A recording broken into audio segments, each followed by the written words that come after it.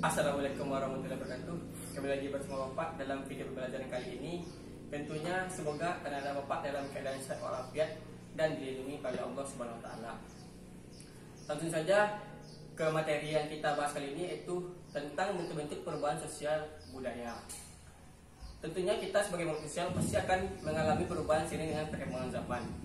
Kelompok-kelompok masyarakat akan mengikuti kemajuan teknologi informasi dan komunikasi. Baik itu yang tua maupun yang muda pasti akan beradaptasi dengan hal-hal yang baru. Menurut definisinya, perubahan sosial yaitu proses berubahnya tatanan atau struktur dalam masyarakat yang mempengaruhi sistem sosialnya. Nah, struktur yang dimaksud di sini mencakup pola pikir, sikap, dan nilai-nilai kehidupan sosialnya. Perubahan sosial terbagi dari berbagai macam bentuk. Di antaranya dapat Anda lihat di samping ini.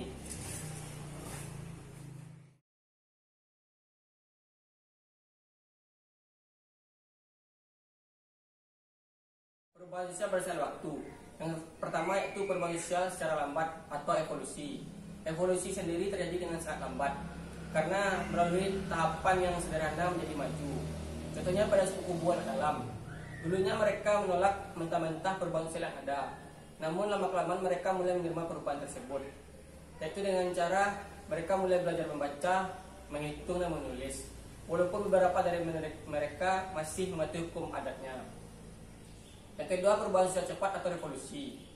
Revolusi itu sendiri terjadi dengan sangat cepat karena mengubah dasar dari kehidupan pokok di masyarakat. Salah satunya itu revolusi industri di Eropa. Dulunya pabrik-pabrik memakai alat-alat tradisional, namun digantikan dengan mesin-mesin besar. Syarat terjadinya revolusi harus ada tujuan konkret yang dapat dicapai. Artinya tujuan itu dapat dilihat oleh masyarakat dan dilengkapi oleh suatu ideologi tertentu. Perubahan sosial berdasarkan sudut pandang masyarakat. Yang pertama yaitu perubahan sosial yang dikehendaki. Perubahan sosial yang dikehendaki adalah perubahan-perubahan yang dilakukan atas dasar perencanaan matang dari pihak yang menginginkan perubahan. Contohnya yaitu diputuskannya kebijakan desentralisasi yang menggantikan keputusan sentralisasi.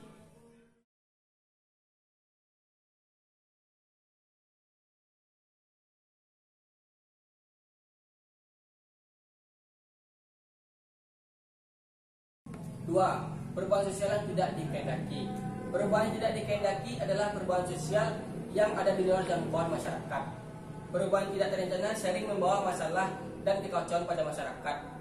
Contohnya relokasi suku Kubu anak dalam yang ada di Jambi dan Riau. Karena kebakaran hutan yang ada di hutan Sumatera yang dilakukan dengan sengaja. Perubahan sosial berdasarkan pengaruh. Yang pertama, perubahan sosial kecil. Perubahan yang tidak mencakup seluruh unsur masyarakat dan tidak mengubah lembaga sosial yang ada di dalam masyarakat. Perubahan sosial kecil tidak memberi dampak yang besar bagi kehidupan sosial. Salah satu contohnya adalah perubahan model pakaian. Yang kedua, perubahan sosial besar. Perubahan sosial yang mencangkut masyarakat secara luas dan membawa pengaruh yang berarti bagi kehidupan masyarakat. Contoh perubahan sosial besar adalah pergeseran dari masyarakat agraris ke industri. Perubahan sosial berdasarkan arah perkembangan. Yang pertama itu perubahan sosial progres, yaitu perubahan sosial yang menuju ke arah kemajuan sehingga memberikan keuntungan bagi kehidupan masyarakat. Contohnya itu semakin canggihnya perkembangan teknologi dan lain-lain. Yang kedua, perubahan sosial regres, suatu perubahan sosial yang menuju ke arah kemunduran sehingga dapat merugikan kehidupan masyarakat. Contohnya itu adanya terorisme dan pengeboman yang ada di masyarakat yang menimbulkan kematian dan korban jiwa dan rusaknya sarana infrastruktur masyarakat, penyalahgunaan obat-obatan terlarang, narkotika, dan lain-lain.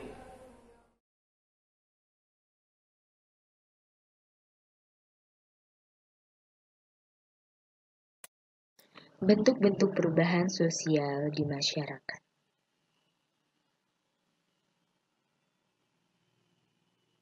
Perubahan sosial berdasarkan pengaruhnya.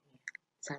Perubahan sosial kecil adalah perubahan yang tidak menyangkut seluruh unsur masyarakat dan tidak mengubah lembaga dan tatanan sosial.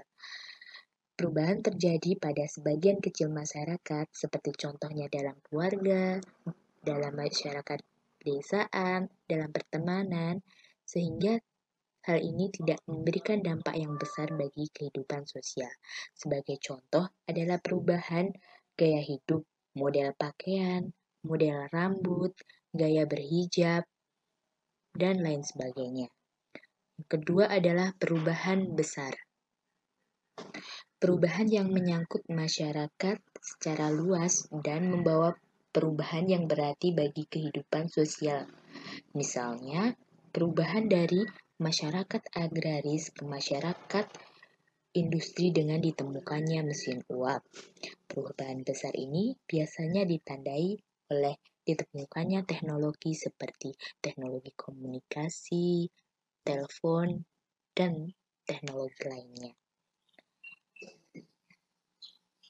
Perubahan sosial berdasarkan perencanaannya.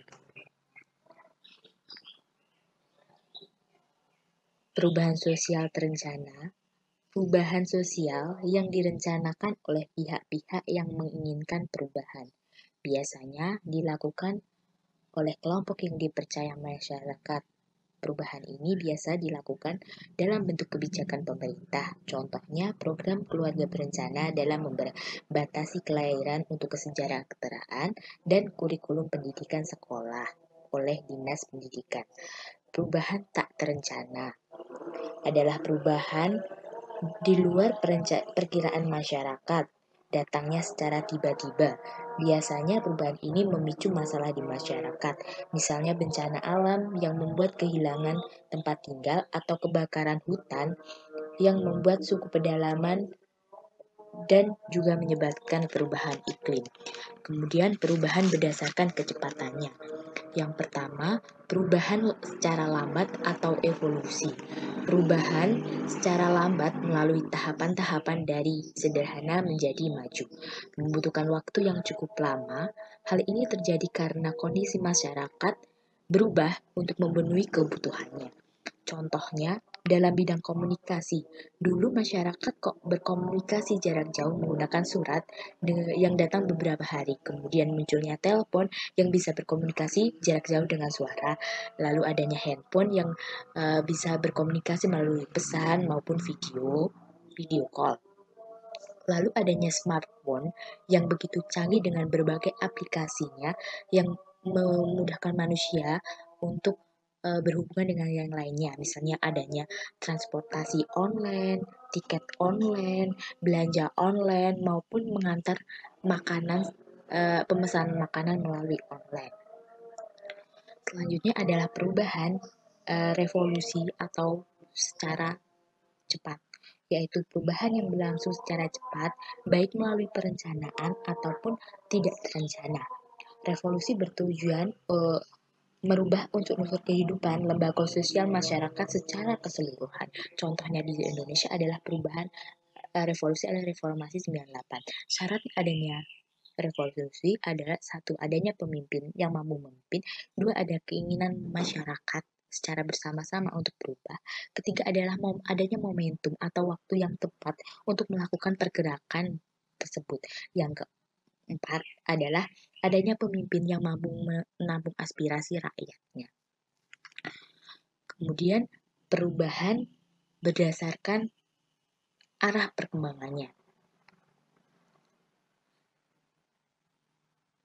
Pertama, perubahan progres, yaitu perubahan yang memberikan kemajuan sehingga memberikan keuntungan bagi masyarakat. Contohnya adalah listrik masuk desa, internet masuk desa yang mendukung masyarakat desa untuk berkembang dalam ilmu pengetahuan dan teknologi. Yang kedua adalah perubahan regres atau perubahan sosial menuju kemunduran yang merugikan atau menimbulkan konflik dalam masyarakat, misalnya adalah westernisasi yang mengakibatkan kenakalan remaja.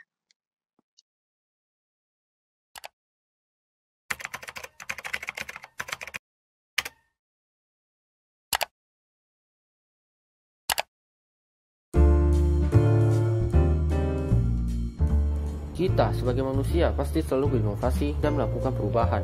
Hal itu juga berdampak pada perubahan sosial dan budaya. Tapi, bagaimanakah contoh perubahan sosial itu?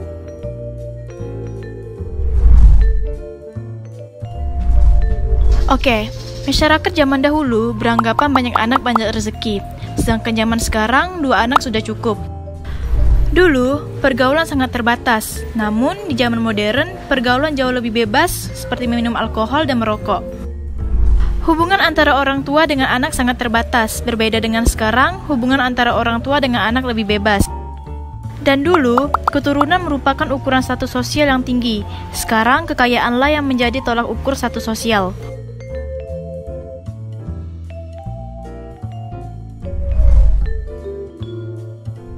Terus, bagaimana dengan perubahan budaya?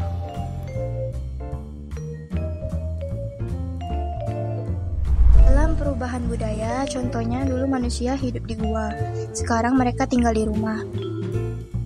Dulu tanah dikelola dengan cangkul, kini menggunakan traktor.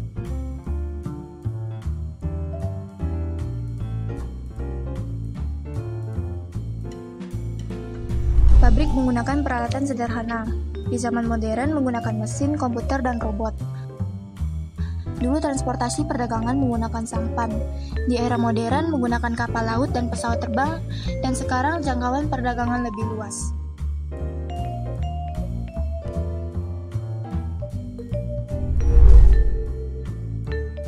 Ada bentuk-bentuk kontak budaya yaitu 1. Antar bagian-bagian atau seluruh masyarakat. 2. Antar golongan yang bersahabat dan bermusuhan. 3. Masyarakat yang menguasai dan dikuasai. 4. Masyarakat sama besar dan berbeda besarnya. Dan yang terakhir, aspek budaya non-material dan material.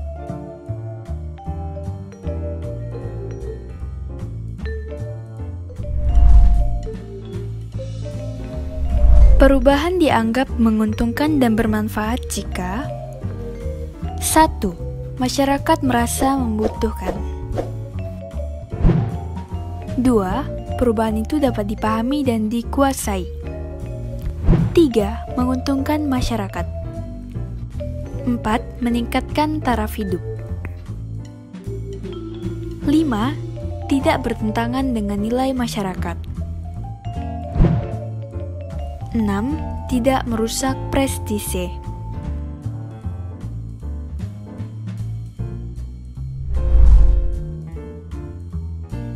Dalam setiap hal, pasti ada pro dan kontra. Kenapa masih ada menolak perubahan tersebut?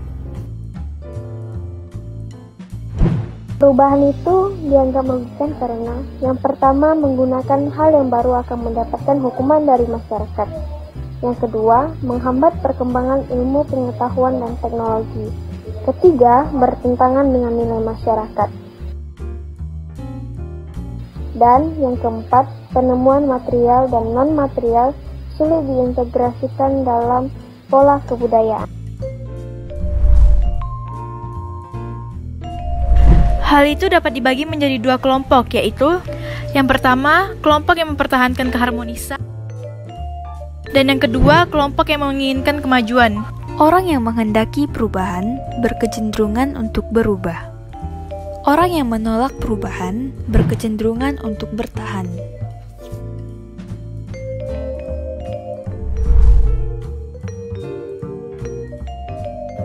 Untuk itu, masyarakat harus bersikap kritis terhadap perubahan sosial dan budaya yang ada. Tapi, bagaimana caranya? Jika kebudayaan itu masih bisa dipergunakan untuk pedoman hidup, maka masyarakat akan bertahan. Apabila kebudayaan itu tidak memberi manfaat, maka masyarakat harus mengadakan perbaikan terhadap kebudayaan tersebut.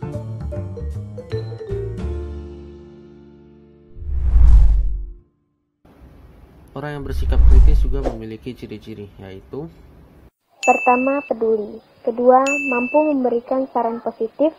Ketiga, berani mengemukakan pendapat. Keempat, cermat dalam memilih perbuatan baik atau buruk. Kelima, mampu mengevaluasi diri sendiri. Jadi sekarang kita tahu contoh-contoh dan sikap terhadap perubahan sosial dan budaya. Seperti biasa, terima kasih.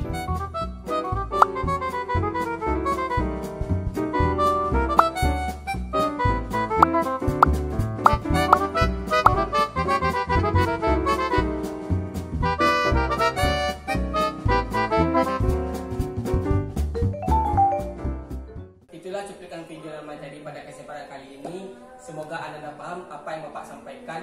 Dan terima kasih sudah menonton video Bapak. Dan jangan lupa ya, ketika bepergian keluar, memakai masker dan mencuci tangan. Dan selamat menunaikan ibadah puasa bagi yang menjalankan. Saya ucapkan Assalamualaikum warahmatullahi wabarakatuh.